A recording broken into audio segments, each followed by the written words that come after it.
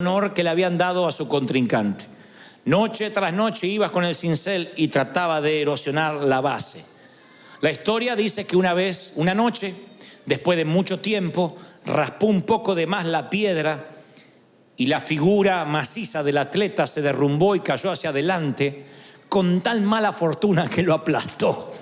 ¡Pac!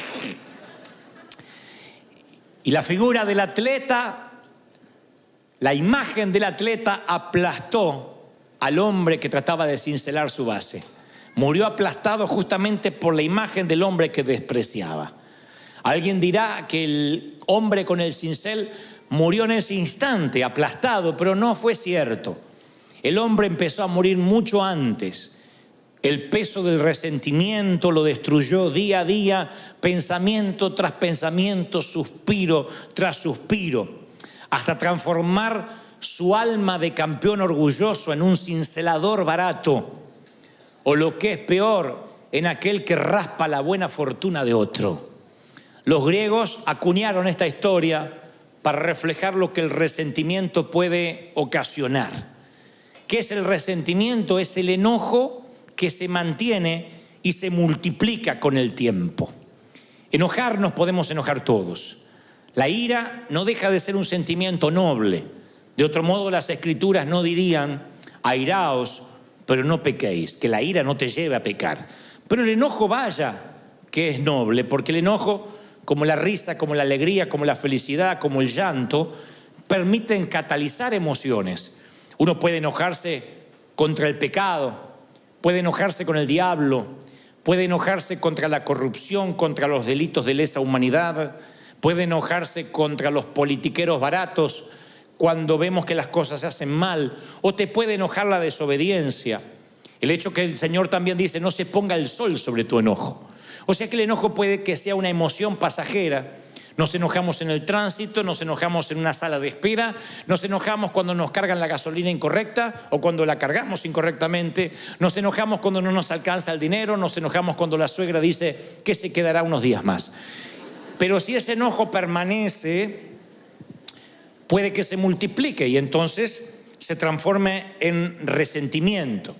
Cuando es un resentimiento no notamos que está, puesto que no es un sentimiento que sale a flote, sino que se oculta debajo de la superficie y es imposible encontrarlo con algún detector, ni de metales, ni de oro, ni mucho menos un detector de pecado. Navega en las profundidades de nuestra vida sin que nos demos cuenta. Entonces uno puede aparentar que está en paz, pero hay una furia de ira que está en el interior, que no se puede notar de manera fácil. Puede que demos la impresión de una figura serena, pero empieza a crecer ese sentimiento horrible, porque ahí está, escondido, reprimido, abriendo sus fauces subterráneas de veneno, que tarde o temprano va a infectar al resto de las relaciones. Infecta. Es un efecto colateral. Cuando uno está resentido, todo lo que toca empieza a ensuciarse o a envenenarse. No nos damos cuenta, pero nos volvemos de alguna forma personas tóxicas. La toxina que uno libera cuando uno tiene resentimiento, cuando uno tiene dolor, a lo mejor es inherente a nosotros, ni nos damos cuenta que la estamos liberando. Pero nuestros hijos empiezan a tener el mismo nivel de vida, nuestros amigos empiezan a saber que hablar con nosotros siempre es quedar con un sabor agridulce. Hay gente que al hablar te deja un sabor agridulce. No es una persona que te amarga del todo, pero tampoco que te deja una sensación de bienestar. Son personas que a lo mejor te visitan, se van de la sala de tu casa y te queda una sensación, esa es la palabra, nada describe mejor que lo agridulce. Estás feliz porque tu amigo, tu pariente estuvo allí, pero a la vez te queda una sensación de carga. Puede pasar con tus propios padres, puede pasar con alguno de tus hijos, que viene y te queda una sensación extraña, y no es porque no se te pueden contar los problemas. A mí me pueden contar un montón de problemas, pero cuando esos problemas vienen revestidos de resentimiento, uno puede notar un dolor que deja una toxina en la atmósfera, en el ambiente. Oí por allí una historia que en los tiempos donde la rabia no se podía curar, un hombre fue mordido justamente por un can, por un perro rabioso. Entonces los exámenes confirmaron que el hombre habría contraído rabia y no había cura para la rabia. Entonces le dijo el médico: mire, caballero, lamento decirle que usted ha contraído rabia y que mi sugerencia es que ponga sus cosas en orden lo más rápido posible. El hombre dice: no me puede desahuciar de manera tal. Y el médico dice: lo siento, pero tampoco sería una falacia que le dijera que se va a curar.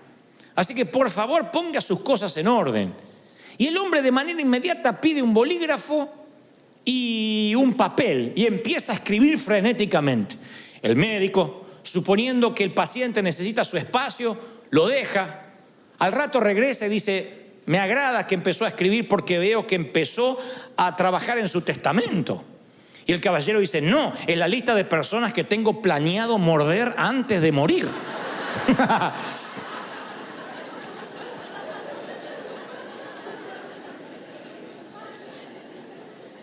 Entonces los resentidos son aquellos que fueron mordidos alguna vez y canalizan su energía mordiendo a otros y los transforma en personas permanentemente enojadas, en un enojo que no se va cuando se pone el sol, sino que permanece. Vino como un visitante, luego se quedó como un intruso y hoy es un huésped permanente. El enojo son los que se enojan por todo, por cualquier cosa, por el calor, por el frío, por la montaña, por la nieve, por los autos, si hay tránsito, si no hay tránsito, todo.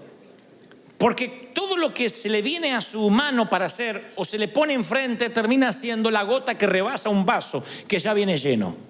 Termina siendo el efecto residual de otras situaciones del pasado. Y dicen los médicos, porque yo siempre trato de asesorarme de no predicar algo que nada más tenga un contenido espiritual y que digan: bueno, eso porque tú lo crees.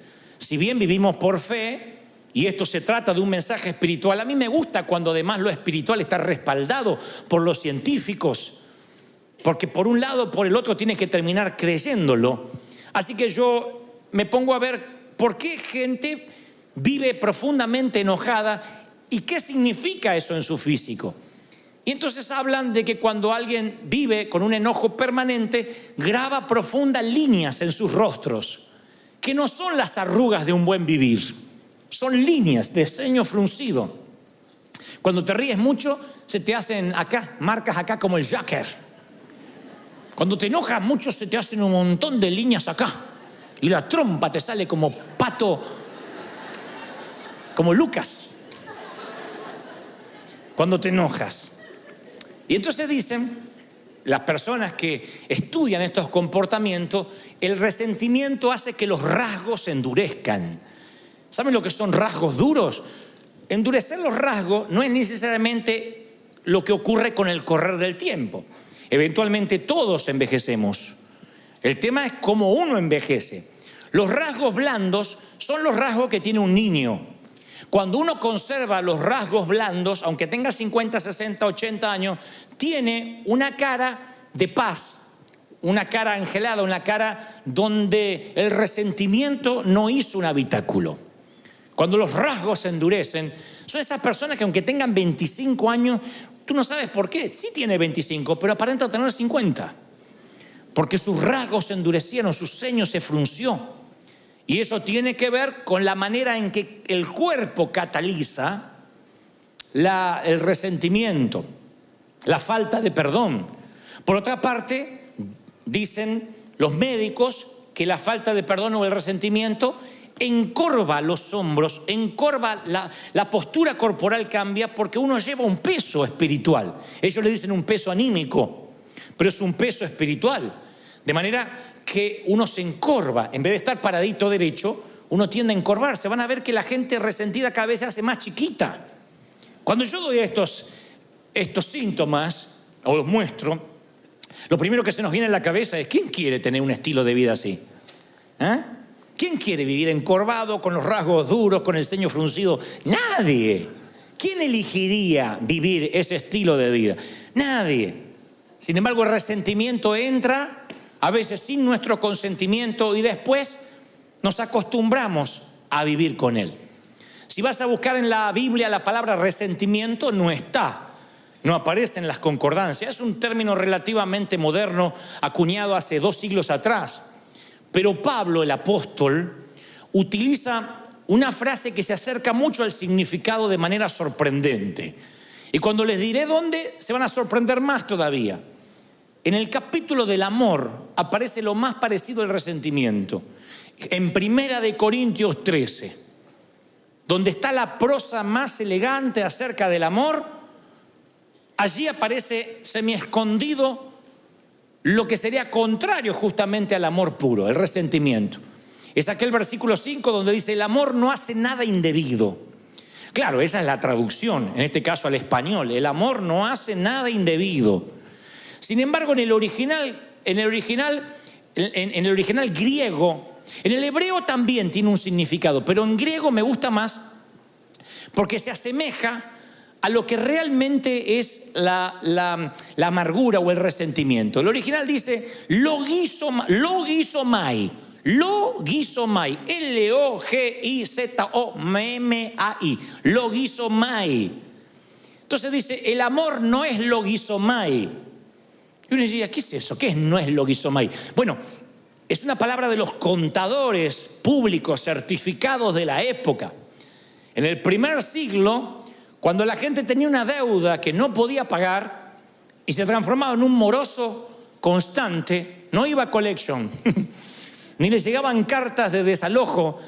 Había contadores que anotaban su deuda en lo que se llamaba un libro mayor de contaduría. Y esa deuda era escrita en tinta, con una pluma. O sea que no se podía borrar, quedaba parte de tu background. Vivías como moroso o como un mal pagador el resto de tu vida. Algo así como el background que podemos tener nosotros ante la ley. Alguien que comete un ilícito o un acto delictivo, inmediatamente eso forma parte de su hoja de vida. Y aún así pagues tu sentencia, pagues tu deuda con la sociedad, cuando salgas de la cárcel, aun cuando cumpliste, insisto, tu condena, cruzas una luz en rojo, inmediatamente el policía coloca tu placa o tu nombre en su computadora y le aparece que estuviste en la cárcel y por qué razón. Eso se llama tus antecedentes penales. En el primer siglo no había un sistema computarizado de antecedentes penales, pero había un libro mayor de los contadores que era justamente lo que el apóstol dice, el logizomai. Y Pablo dice, en el verdadero amor no hay libros contables, no hay contaduría, nadie te lleva la contabilidad de tus metidas de pata.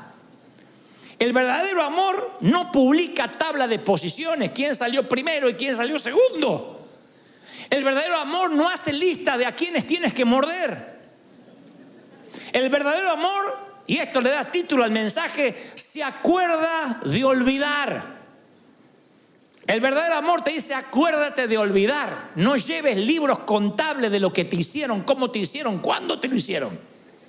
Porque el verdadero amor no lleva contabilidad. Eso es cuando se traduce en el verdadero amor, no hace nada indebido. Dios se olvidó y se olvidó de que se olvidó. Y te dice, acuérdate de olvidar. David, el hombre conforme al corazón de Dios, que en los asuntos del corazón era ¿qué puedo decir? El Pablo Cortázar de la época. Era Gabriel García Márquez. Con el mayor respeto que me merece David, no lo estoy comparando con estos autores, pero digo, el escritor del amor por excelencia. Sus salmos podrían componer millones de canciones hasta la fecha. Y este campeón del amor y este hombre conforme al corazón de Dios está en el lecho de muerte, David, y hace entrar a su hijo Salomón al cuarto y le da un consejo final. ¿Qué creen que le dice? ¿Cómo batallar? ¿Cómo pelear sus batallas? ¿Cómo luchar contra el orgullo? ¿Cómo no pecar? No creerán cuál es el consejo que le da en el último aliento a Salomón. Primera de Reyes 2:5 nos deja un registro de esas patéticas palabras. Y perdonen que les estoy bajando de la cúspide a David, pero David, así como era el tremendo hombre del Señor, también tenía un montón de fallas, y entre ellas esta. Le dice a su hijo, ya sabes tú lo que me ha hecho Joab, hijo de Sarvia, lo que le hizo a 2 de mis generales del ejército de Israel, a los cuales él mató, derramando sangre en tiempo de paz. Así que tú, Salomón, harás conforme a tu sabiduría, pero no dejes descender las canas de este hombre al Seol en paz. El hombre más grande de su época se está preparando para ir al encuentro con su Dios. ¿Y qué sabiduría imparte? Un viejo rencor de años que no se lo quiere llevar a la tumba y le quiere pasar el libro mayor de un rey, y la perpetuación generacional de una falla de carácter se la pasa a su hijo, a su sangre. Le dice: no permitas que Joab muera de muerte natural. Yo me estoy yendo, pero hazme el favor de que pague con su vida por el dolor que me causó en vida. Impresionante, ¿no? Ese es el lado de David que no quisiéramos hablar ni enfrentar, pero es el lado que tampoco nosotros quisiéramos enfrentar. Porque cuando uno está resentido, sin querer, transmite esa atmósfera de resentimiento a los hijos y a los nietos, y si Dios lo permite, a los bisnietos. Los hijos son los mudos testigos que nos ven cómo hablamos con resentimiento, ya no solo de hombres de Dios, cómo hablamos de resentimiento de nuestros padres, de cómo me criaron, la forma que ya no lo contamos como una experiencia didáctica, sino con dolor. Y ellos heredan. Recuérdense que más que heredan, son impartidos por esa maldición. Recuerden que la herencia es lo que uno le deja a alguien, pero la impartición es lo que uno deja en alguien. Y esa impartición que le damos a los hijos a diario puede ser bendición o maldición. Cuando estén ante una disyuntiva de la vida, nuestros hijos van a decir: ¿cómo hacía el viejo en mi lugar? ¿Qué hacía mamá ante una situación igual? Y si mamá reaccionaba llena de dolor, de resentimiento, esa hija va a ser otra resentida. Va a tratar al esposo como vio que la madre trataba a su padre. El hijo va a tratar a su mujer como vio que su padre trataba a su madre, y viceversa. Es una cosa que empieza a repetirse de generación en generación. Es el poder del entorno. Yo puedo reprender maldiciones generacionales y decir: se corta aquí aquello de que si los padres comieron las uvas agrias, los hijos no heredarán la dentera. Lo creo. Yo no creo que porque tuviste un abuelo borracho o un papá divorciado vas a seguir el patrón generacional, vas a tomar la posta generacional. Yo creo que no. Dios hace todas las cosas nuevas, pero no puedo cambiar el poder del entorno. El entorno es lo que se respira en tu familia, lo que se habla. Si en tu casa, por mucho, no creo que porque tu abuelo era alcohólico vas a ser alcohólico y tus hijos lo van a hacer. Pero si en tu casa cualquier festejo amerita tomarse un tequila, y si estás triste te tomas un tequila, y si estás alegre te tomas un tequila, y para que la Santa Cena no te caiga mal te tomas un tequila, y si pierde las Chivas te tomas un tequila, y si gana la América te ganas un tequila. Se respira un ambiente de alcohol, un entorno donde para celebrar o para echar fuera las penas no está Dios, está el alcohol. Yo no puedo ir contra, no hay anacondia que te libere del poder del entorno. El resentimiento es igual.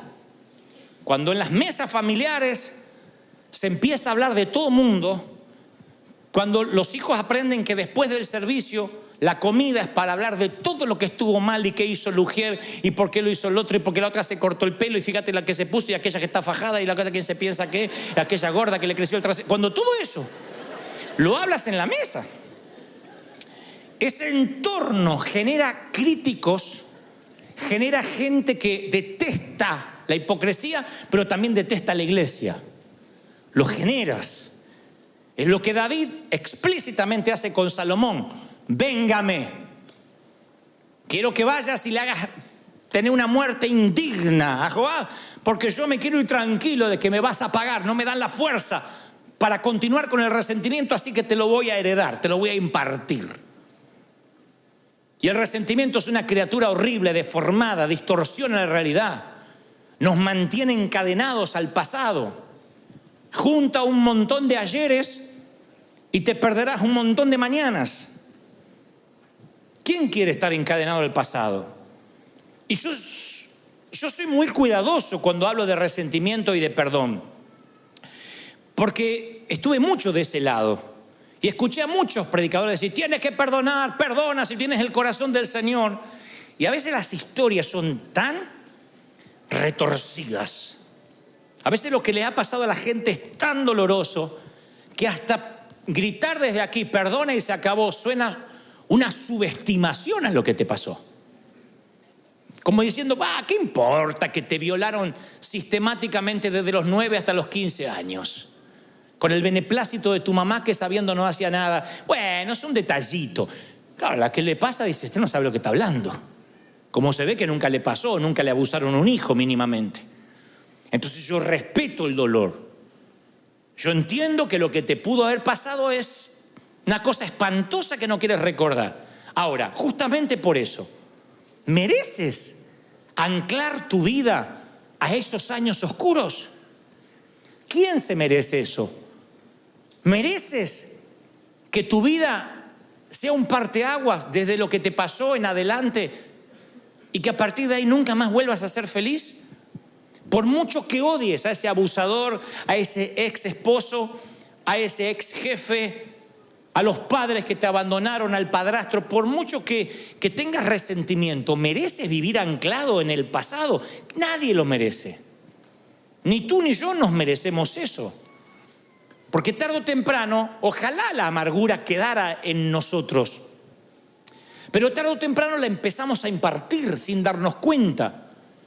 La amargura y el resentimiento se describen a través de muchas palabras ilustrativas, pero la más perdurable es la que encontramos en Hebreos 12:15. El escritor a los hebreos dice, mirad, no sea que alguno deje de alcanzar la gracia de Dios. Pregunto lo que pregunté esta mañana, ¿habrá alguien aquí que ose decir que no necesita el perdón de Dios hoy?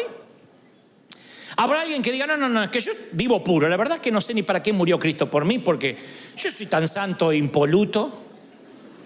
¿Habrá alguien que diga, yo no peco, hoy no pequé, mis pensamientos son puros?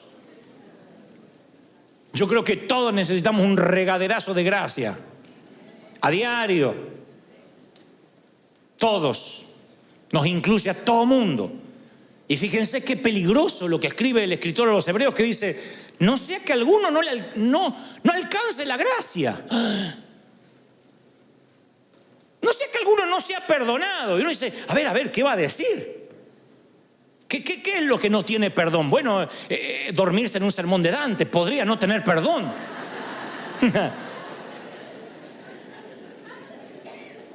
No, dice que brotando alguna raíz de amargura los estorbe y sean muchos contaminados. Para que una raíz de amargura brote, la amargura tiene que estar subterránea, si no, no brota. Para que algo brote tiene que estar abajo sembrado.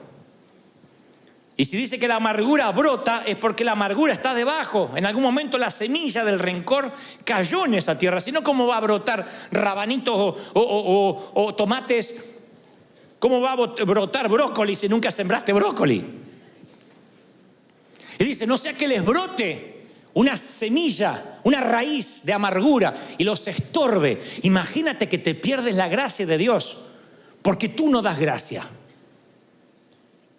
Me hiela la sangre pensar que porque yo no puedo perdonar, Dios tampoco me perdone a mí. Y el Señor, por si a alguien le queda duda, dice, sí, con la misma vara que medís, serás medido.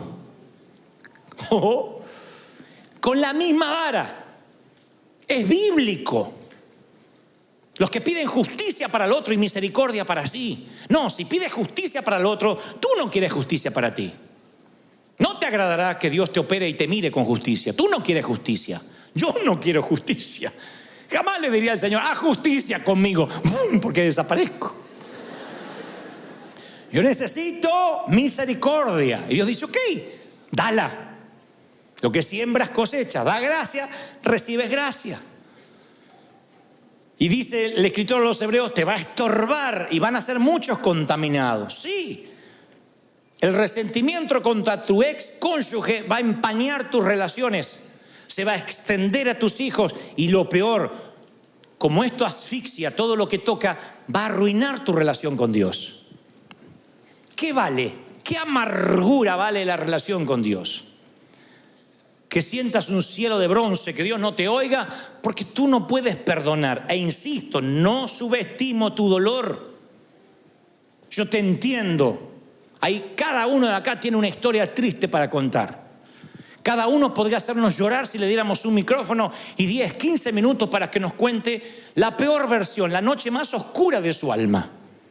Todos podemos hacer llorar al resto, porque no hay acá nadie que haya nacido y ha sido criado en un lecho de rosas. Así que insisto, no subestimo tu dolor. Lo que digo, no merece la pena que tú te pierdas la gracia de Dios por ese rencor, por ese cáncer. El doctor Don Colbert, que es un médico cristiano, él describe un ejemplo específico de eso. Él suele escribir sobre estas cosas y cómo el cuerpo interpreta las emociones tóxicas como el resentimiento, la amargura y la falta de perdón. Él dice que cuando la falta de perdón es constante, el estrés del cuerpo aumenta y el sistema inmune del ser humano se pone en sobremarcha, o sea, se altera. ¿Qué es el sistema inmune? Lo que ataca las bacterias, lo que ataca los hongos, los virus del cuerpo. Pero cuando el sistema inmune está bajo mucho estrés, todo tu cuerpo está bajo mucho estrés, empieza a atacar las células sanas, lo cual produce enfermedades de autoinmunes inflamatorias, artritis, lupus. Y entonces él cuenta una mujer de mediana edad que llega toda medio encorvada con la esperanza de encontrar alivio a un leve dolor que ella le asignaba a la artritis. Y Colbert le dice, mire, le voy a prescribir un antiinflamatorio y luego la voy a enviar a hacer un análisis de sangre a ver si es algo más grave. Efectivamente era más grave, tenía artritis reumatoidea. O sea, una artritis que empieza a avanzar sin piedad y termina por deformarle todo el cuerpo. Obviamente la remitieron a un reumatólogo para un tratamiento, pero el médico no se quedó ahí. Dice, es raro que una mujer tan joven sufra de esto, ni siquiera hay antecedentes en su código genético. Así que la envía a llamar de vuelta y le dice, ¿qué le preocupa? Si había alguna situación estresante, además de lo que le estaba aconteciendo en sus huesos. Y ella dice, mire, yo no termino de salir de un divorcio muy doloroso. Don Colbert lo relata así, dice, cuando mencionó el nombre del ex marido, el semblante tierno cambió dramáticamente, fue Hulk. Su rostro se retorció en un gruñido y con profunda voz baja, casi susurrante, le dijo, odio a mi marido, a mi ex, y le deseo la muerte. Le decía el doctor, no desee eso a nadie. Oh, sí, pero no quiero que tenga la fortuna de morir de un infarto o de un accidente o que pierda la conciencia con un derrame cerebral. Yo quiero que quede cuadripléjico y que lo sienta. Quiero que sufra una muerte lenta y dolorosa por lo que me ha hecho sufrir. Y luego le contó una historia que tampoco vamos a subestimar. El hombre le hizo unas cuantas canalladas, pero Colbert diría, nunca había visto a una paciente joven con tanto resentimiento. Y tenía muchas razones para estar amargada, pero las razones no generan amargura ni generan enfermedad. Lo que generan la amargura y la enfermedad es la actitud con la que asignes esas razones, la actitud con la que reacciones a esas razones. La actitud, la manera en que tú te paras ante lo que te hicieron, te termina enfermando. Es como tomarte el veneno y esperar que se muera el otro. Te termina enfermando. Arriesgamos no solamente nuestra salud espiritual, sino también la física. Es peor que la metástasis, que el cáncer, que la leucemia, porque el cáncer prevenido a tiempo o diagnosticado a tiempo, hay muchas posibilidades de curarse. No así sucede con el resentimiento y la amargura que echa raíces profundas. La metástasis de la falta de perdón echa raíces tan a raudales, se extiende a raudales y echa raíces tan hondas que no nos damos cuenta hasta que brota la raíz de amargura, hasta que brota la semilla, y ahí te arruina la relación con Dios y con los que te rodean. Empieza a tener el resentimiento vida propia, empieza a nutrirse de tu energía, de tu unción.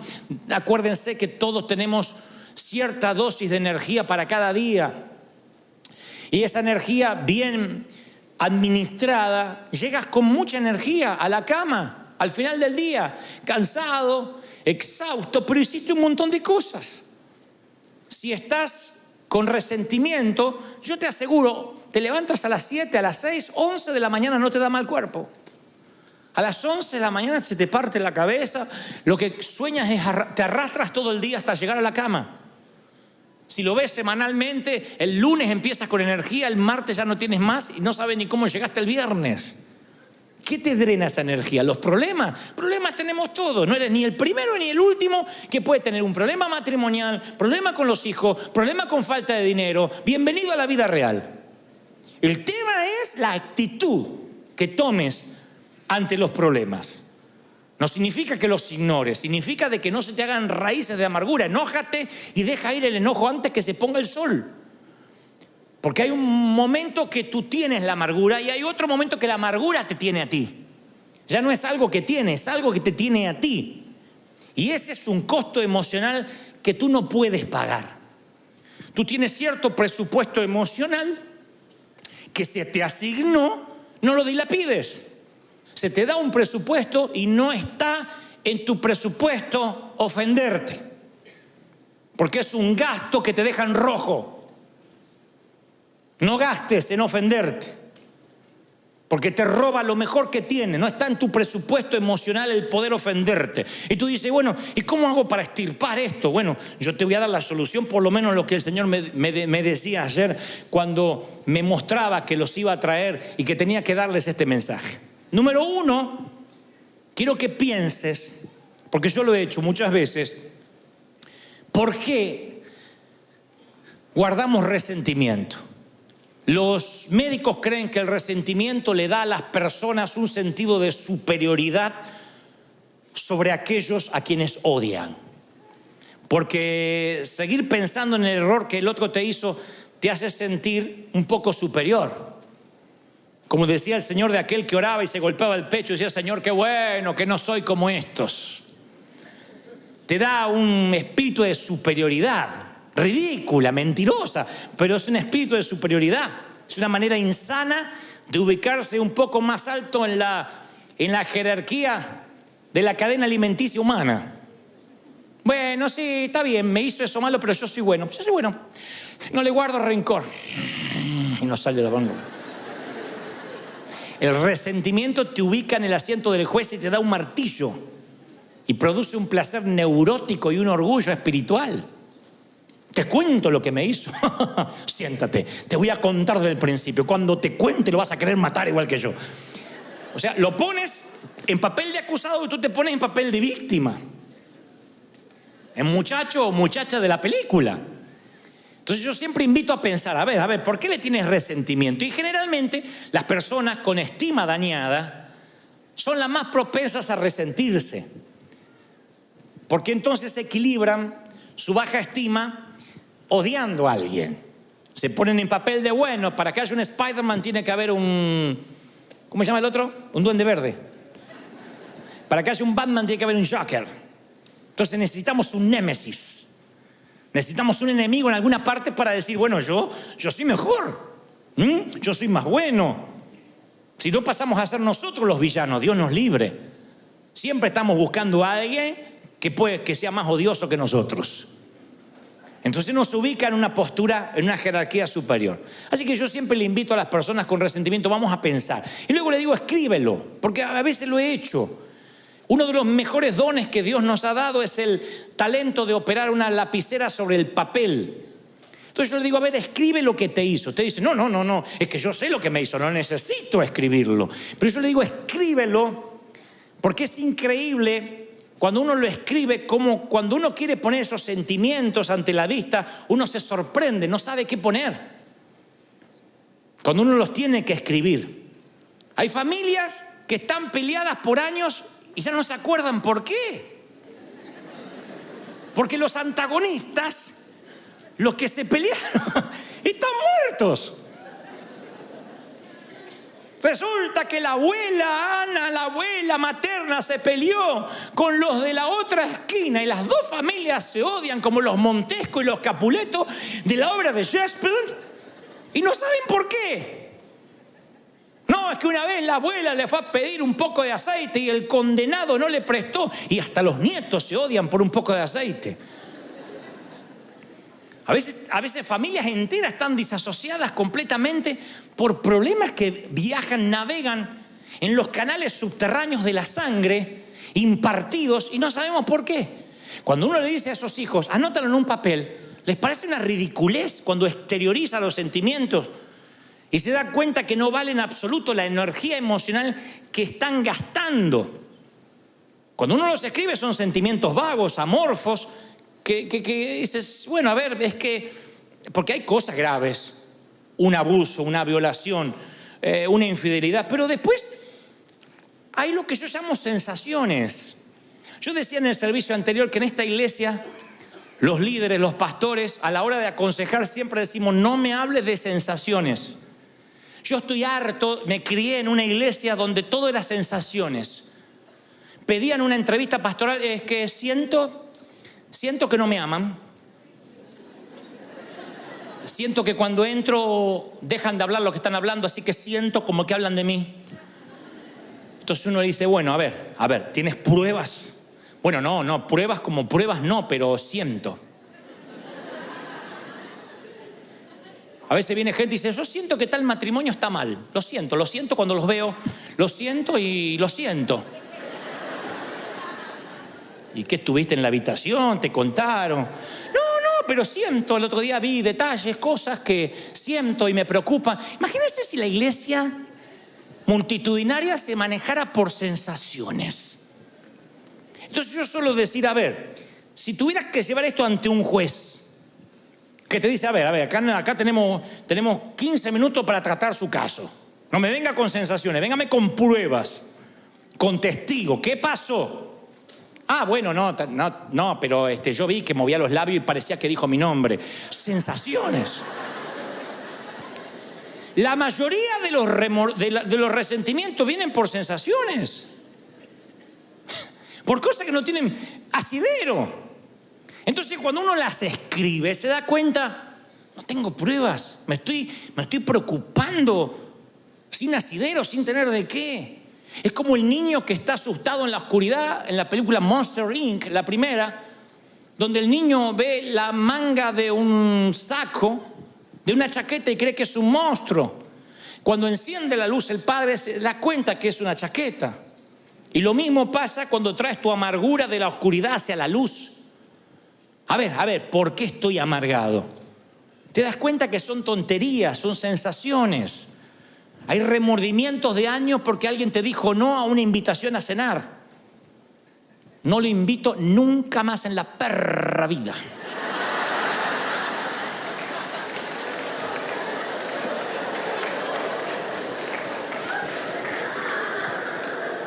En la perra vida, no a la perra, no. En la perra vida. No le invito más. ¡Se acabó! Me cerré. Y cuando yo me cierro. Y por ahí el otro no tenía ganas de ir a comer. Y se arman unos problemas. Unos resentimientos. Ni les cuento cuando en nuestra iglesia un muchacho se ponía de novio con una muchacha y no llegaban al casamiento. No se casaban, estaban de novios, se dan cuenta que eran incompatibles, que no se llevaban, que les pareció que se gustaban, pero después que no. Gloria a Dios que antes de casarse se dieron cuenta. Pero ya eran dos familias enfrentadas. Con mi niña no van a jugar. Y ya se iba una familia dividida y la otra no. Si van ellos, yo no voy. Si el pastor no los echa, nosotros no nos congregamos más. Esas sensaciones, ridiculeces, que hoy uno en perspectiva dice, ¿de verdad? ¿De verdad? ¿De verdad alguien quiere que su hijo se case con quien no ama o su hija con quien no ama para que no haya problema, para que nos podamos sentar juntos en la misma iglesia? ¿De verdad? ¿Cómo uno entra en esos rieles de necedad por sensaciones. Por eso yo digo, escríbelo, a ver, escríbelo, tráelo a la luz. ¿Por qué detestas? ¿Qué te dijo? Hay personas que detestan a hombres de Dios porque vio un videíto de YouTube. No, yo vi el video y... Lo conoces personalmente, te tomaste un café, pesaste su corazón, su espíritu. ¿Quién resiste el análisis de un video si una cámara te siguiera las 24 horas? Y editaran video de lo que dices. Y hay gente que odia con un odio visceral a personas porque vio un videíto y leí un estudio bíblico que hicieron en contra del fulano. Es increíble. Porque nada merece tu odio ni tu resentimiento si mínimamente no tuviste una confrontación seria, algo que está irremediablemente roto, que no se puede resolver, que no hay posibilidad de perdón. Por eso digo, piénsalo, luego escríbelo. El tercer consejo, no tengo base bíblica para esto, pero es terapéutico, resulta. Porque yo creo que no hay solución psicológica a los problemas espirituales. Pero eso siempre digo, cuando un día estás muy enojado por algo, nada mejor para las emociones fuerte, para quitar el filo del enojo reciente, nada mejor que una válvula de escape como el caminar. ¿Ustedes dirán caminar? Sí. Salir de tu entorno. Cuando estás viendo que hay resentimiento, que se está gestando, sal a caminar. Si tienes cuentas con recursos, vete a pasear más lejos. Si tienes un automóvil, sube al auto y vete a dar vueltas sin sentido. Ustedes dirán, ¿de dónde sacaste eso? Abraham está metido en la tienda diciendo, no puedo tener hijo, estoy mal, estoy deprimido. Y Dios le dice, sal de la tienda, fuera. ¿Por qué Dios no le habla dentro de la tienda? Sal de la tienda y cuenta las estrellas si las puedes contar. Bueno, así, cabezón, serán tus hijos. Pero Abraham está en la lona, ve lona arriba, ve lona acá, está en la lona, está nocao y no ve nada. Dios le dice a Elías, vamos, vístete, cíñete, sal de la cueva, que largo camino te resta. Mi consejo cuando hay resentimiento, no te quedes hecho un ovillito tirado en el sillón mirando la Casa de Papel, porque no te resuelve nada. No resuelve eso las cosas. Cuando ves que hay un sentimiento que está creciendo, tienes que salir, despejar la mente. Háblame, Señor. Cantar, mirar los árboles, no sé, parece una bobería, pero es algo que el Señor le pedía a sus profetas. Muévete, sal, quiero hablar contigo. Corre, transpira esas emociones. Que vaya saliendo el rencor así mientras caminas. Después de 20 minutos quemas grasa, después de media hora quemas rencor.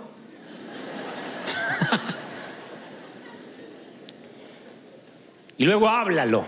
No importa qué tesis hayas escrito, cuántas hojas te llevó a escribir el rencor, el Señor no se duerme, el Señor no se aburre.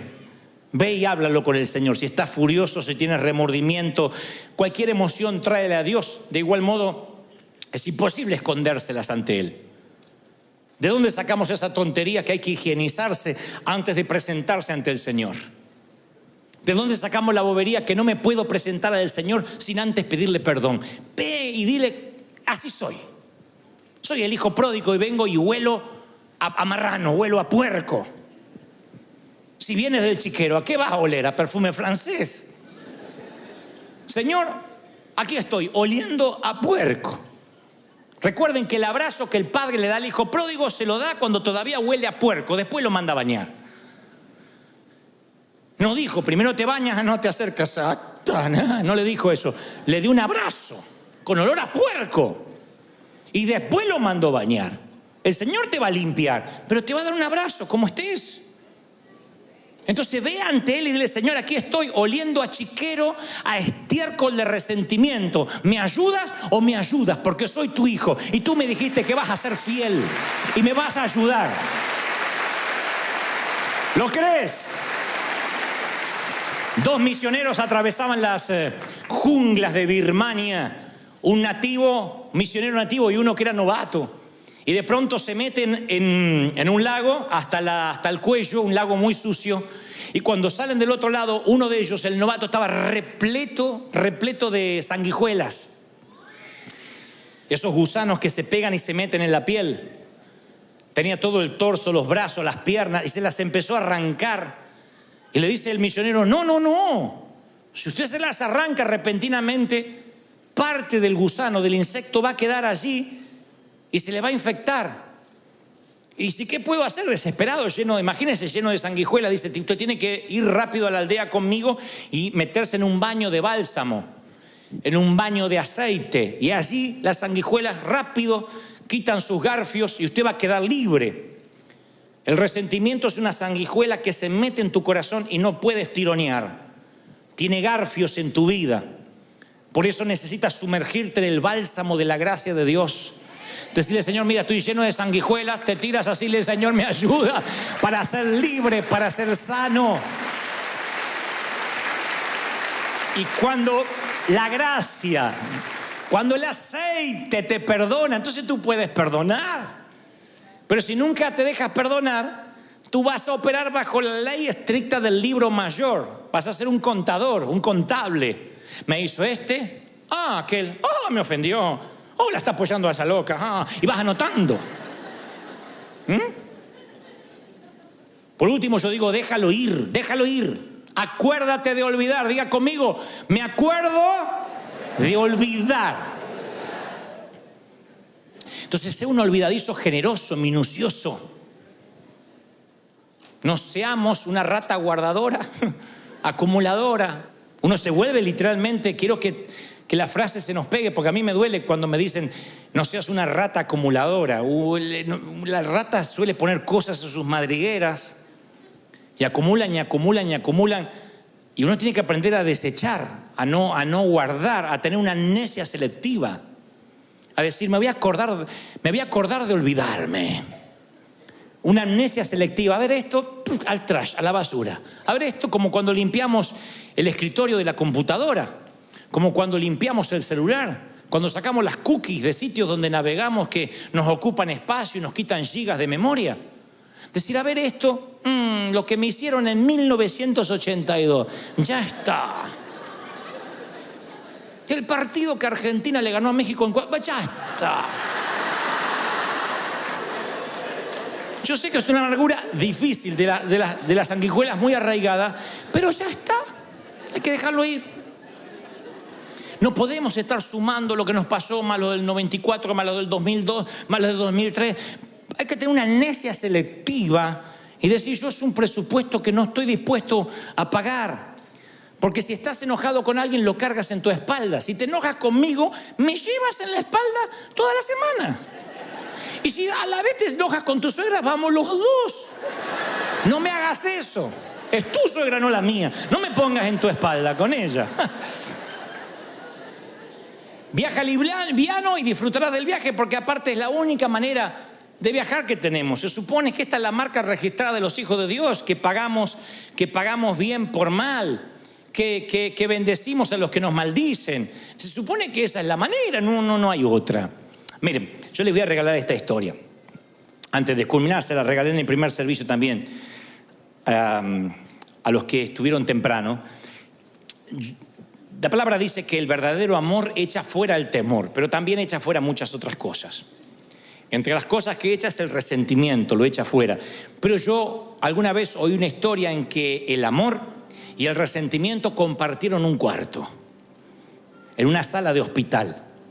En la sala de hospital había dos caballeros enfermos, uno de los riñones y otro de los pulmones. Debido a la condición de ambos, no podían tener un televisor, puesto que habían prescripto paz absoluta para la pronta recuperación de los dos. Entonces, en la habitación había una cama de un caballero que daba a la puerta interna del hospital y otra cama que daba al ventanal, a una ventana. Ambos estaban postrados. Uno de ellos, quien sufría de los pulmones, se daba el lujo, promediando 1 o 2 de la tarde, de sentarse en la cama, erguirse un poco y mirar por el ventanal. ¿Qué ves?, le decía quien estaba al lado de la puerta.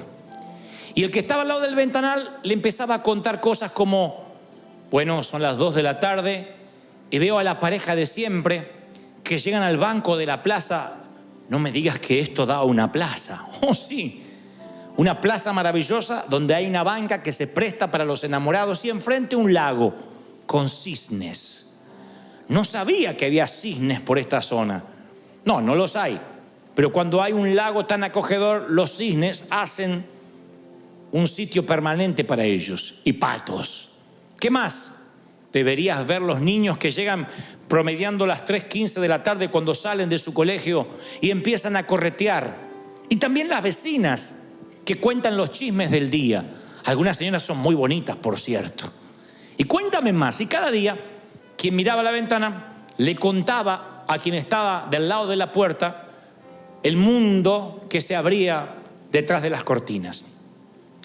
Pero una semillita de enojo entró en el que estaba del lado de la puerta, porque en cierto momento pensó, luego de varios días, ¿y por qué no me tocó a mí del lado de la ventana? ¿Y por qué tengo que imaginarme con ojos imaginarios, valga la redundancia, lo que él ve con ojos reales? Y anidó ese enojo mucho más allá de cuando se puso el sol, de manera